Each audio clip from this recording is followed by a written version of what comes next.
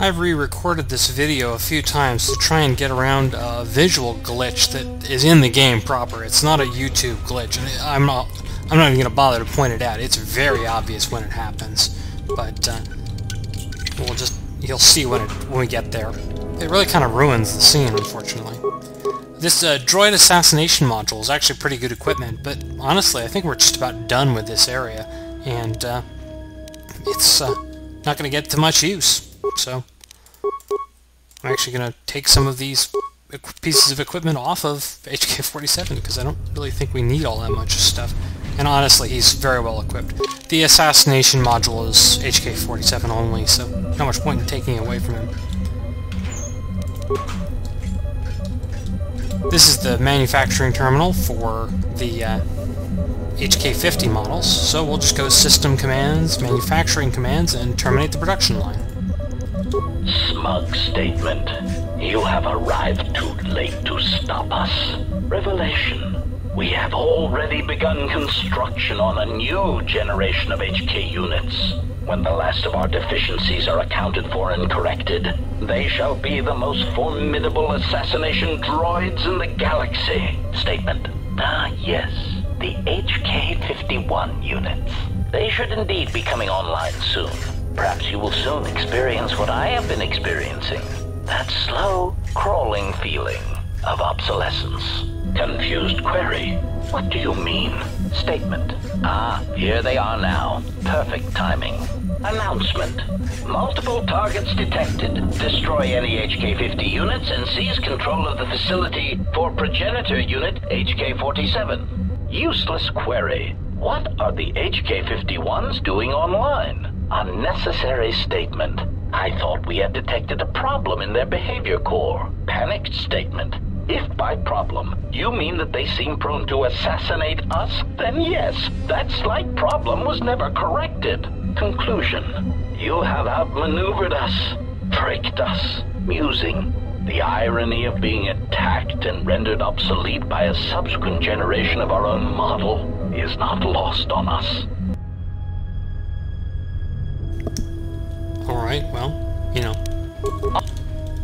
Optimal accuracy ratio achieved. And these guys help you out in this fight. Ratio achieved. Honestly, don't do as much damage as you do. Ratio achieved. Optimal accuracy ratio achieved. Optimal accuracy ratio achieved. Failing, Master. Systems failing, Master. And they don't really have much to say, which is kind of strange, but oh well.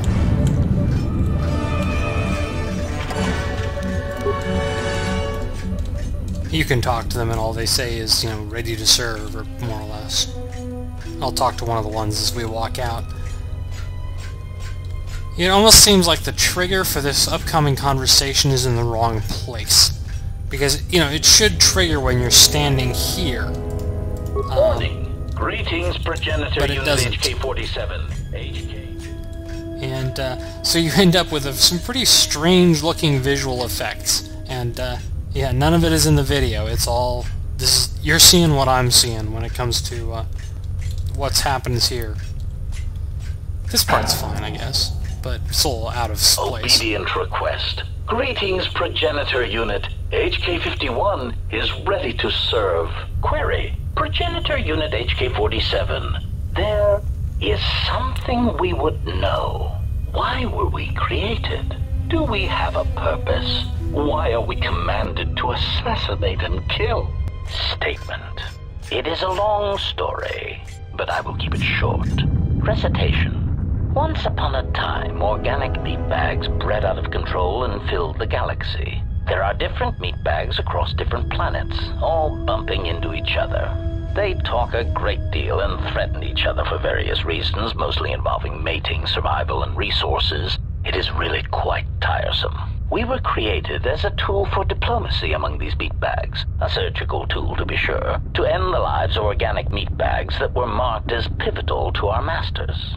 We were created as a way of enforcing a certain galactic view of our masters, of imposing our masters' will on the galaxy through extermination of other organics. It is not our choice who we kill, and it was not our choice to determine if we could sacrifice ourselves in the pursuit of our mission. Query. If our targets are determined by our master, then who must we kill? Statement.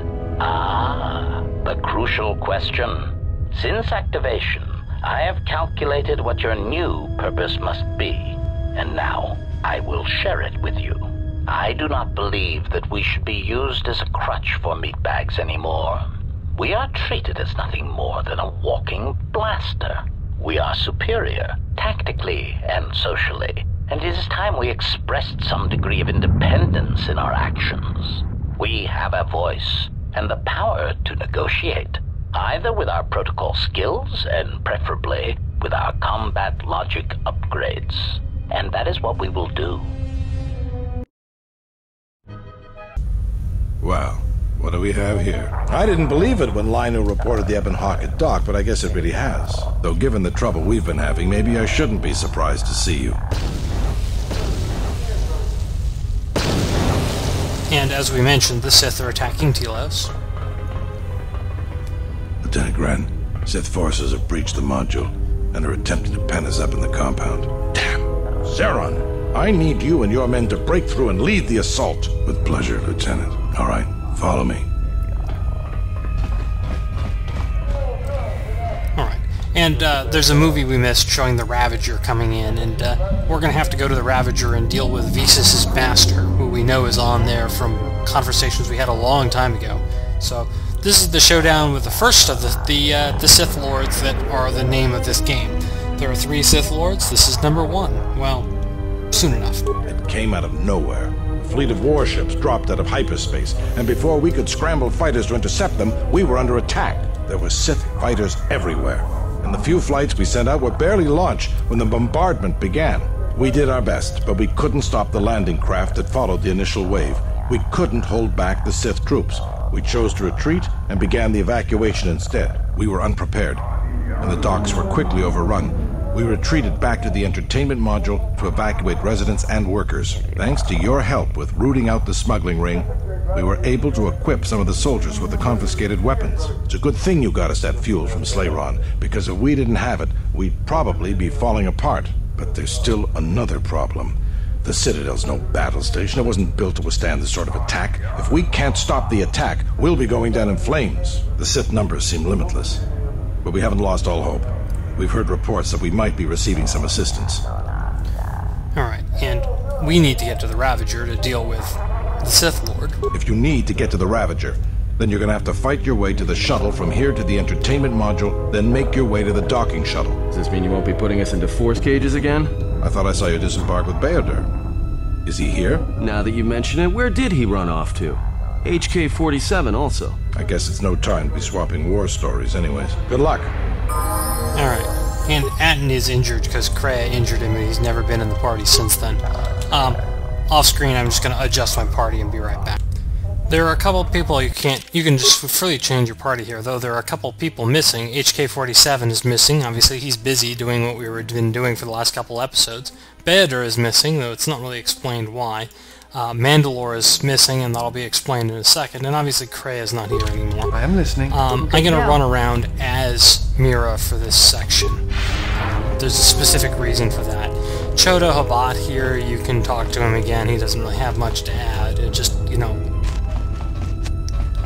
And there are all these recaps from all these places you've been to. You already saw the Zeron was with the militia commander on Dantooine. What he's doing on Telos is not explained, but you know, here's Mandalore. I must leave you for a time to gather my Mandalorian warriors. We will rejoin you when the time comes for the assault on the Ravager. Okay. Can't stand the heat? Is that your idea of a joke? Don't be a fool. I'll meet you at the shuttle. And I guess he's gonna, you know, pull up some sort of magical summoning ritual to get his guys from from Duxon. But here's Zeron, and here's Major Riken, formerly Captain Riken. Let's have a chat with him from Onderon. So, we meet again. I hardly expected to see you again. Here of all places. Major, actually. And I have you to thank. Queen Talia saw fit to promote me for my service. When the TSF sent out a distress call, I gladly volunteered to lead a strike force. There's not much of a strike force. Where's the rest of it? My troops have already gone ahead and infiltrated the urban module. From their last transmission, they're almost to the TSF station. Alright, well, we'll head that way too. It's a possibility, but right now, we need them to stop the Sith from sabotaging the fuel control systems. If the Sith succeed, it won't matter what we do. Citadel Station won't be able to stay in orbit. At the moment, that seemed to be the most pressing need. The TSF do their jobs well, but they are not professional soldiers. They're not properly equipped to deal with this. My men have come under heavy attack in the urban module and taken some casualties. If they can't accomplish their mission, we'll be in some trouble. Alright, well, we'll have to send some Jedi help. In that case, if you find my men and they are in need of assistance, please help them. Alright. All right, men. The Sith are trying to hold us up in this compound. We need to break through or our reinforcements won't be able to move out. Now let's punch a hole in this Sith barricade. Okay. And, I'm actually going to cut the episode off here. Next time, the Battle of Telos. Well, the Battle of Citadel Station.